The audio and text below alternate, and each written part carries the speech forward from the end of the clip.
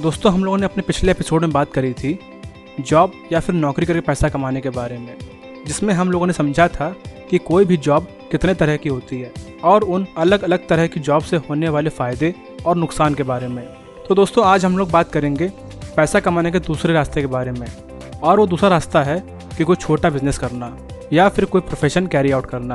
दोस्तों छोटा बिजनेस कहने का मेरा मतलब सिर्फ ये है कि कोई ऐसा बिजनेस करना जिसमें आपको अपना ज़्यादातर टाइम और एनर्जी अपने ही बिजनेस को मैनेज करने में लगानी पड़े। और दोस्तों कोई प्रोफेशन कैरी आउट करने का मतलब होता है कि अपने क्लाइंट्स को कोई प्रोफेशनल सर्विस या एडवाइस देना। एग्जाम्पल के लिए एक डॉक्टर जो अपने पेशेंट्स की बीमारी ठीक करता है और उसके बदले वो अपने पेशेंट से फीस लेता है। या फिर हम लोग बात करें किसी एडवोकेट की, यानी कि एक वकील की।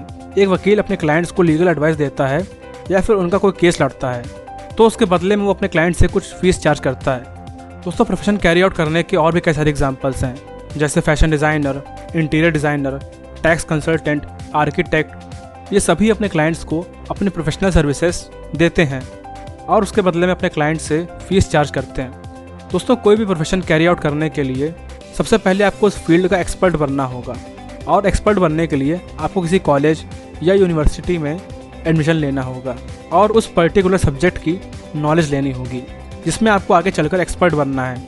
और कुछ सालों की पढ़ाई के बाद आपको उस पर्टिकुलर सब्जेक्ट की डिग्री भी हासिल करनी होगी, और डिग्री लेने के बाद ही आप अपना खुद का क्लिनिक या ऑफिस खोल सकते हैं और अपने पेशेंट्स या क्लाइंट्स को अपने प्रोफेशनल सर्विसेज दे सकते हैं। दोस्तों अब हम लोग बात करेंगे कुछ अलग अलग तरह के ट्रेडिशनल बिजनेस के बारे में, जिसमें सबसे पहले आता है मैन्युफैक्चरिंग या प्रोडक्शन करना, यानी किसी सामान को बनाना।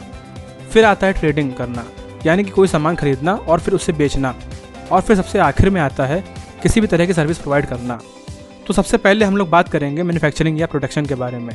दोस्तों मैन्युफैक्चरिंग का मतलब होता है किसी रॉ मटेरियल को लेबर और मशीनों की मदद से एक फिनिश प्रोडक्ट में तैयार कर देना, एक ऐसा प्रोडक्ट जो लोगों के काम आ सके और उनकी ज़रूरतें पूरी भी कर सके। लेकिन आज भी कुछ चीज़ें ऐसी हैं जिन्हें मशीनों से नहीं बल्कि अपने हाथों से बनाया जाता है। दोस्तों किसी भी प्रोडक्ट की मैन्युफैक्चरिंग करने के लिए आपको काफ़ी सारे पैसों की ज़रूरत पड़ सकती है, और तो और आपको मैन्युफैक्चरिंग के लिए गवर्नमेंट से कई तरह के लाइसेंसेस और अप्रूवल भी लेने पड़ सकते हैं। तो यह तो बात हुई मैन्युफैक्चरिंग की। अब हम लोग बात करेंगे ट्रेडिंग के बारे में। दोस्तों पूरी दुनिया में ट्रेडिंग एक सबसे पॉपुलर तरीका है पैसा कमाने का। ट्रेडिंग का मतलब होता है किसी चीज़ को कम कीमत पर खरीद कर लाना और फिर उसे ऊंची कीमतों पर बेच कर प्रॉफिट कमाना। दोस्तों आप लोगों ने अपने आसपास कई सारे ऐसे लोगों को देखा होगा जो दुकानों में या फिर सड़कों पर बैठकर सामान बेचते हैं, जैसे कि कपड़े की दुकान, कोई ज्वेलरी शॉप या कोई जनरल स्टोर या फिर कोई मेडिकल स्टोर। ये सभी लोग कहीं ना कहीं से सामान खरीद के लाते हैं और उसे अपने कस्टमर्स को बेचकर प्रॉफिट कमाते हैं। तो ये तो बात हुई ट्रेडिंग के बारे में। अब हम लोग बात करेंगे सर्विसेज प्रोवाइड करने के बारे में। दोस्तों सर्विसेज 3 तरह की हो सकती हैं। पहली प्रोफेशनल सर्विसेज, दूसरी टेक्निकल सर्विसेज और तीसरी non technical services. Professional services यानी कि वो सर्विसेज जो कि एक डॉक्टर, लॉयर, इंजीनियर, आर्किटेक्ट अपने क्लाइंट्स को देते हैं, और इन सर्विसेज के बारे में हम लोगों ने कुछ ही देर पहले बात करी थी।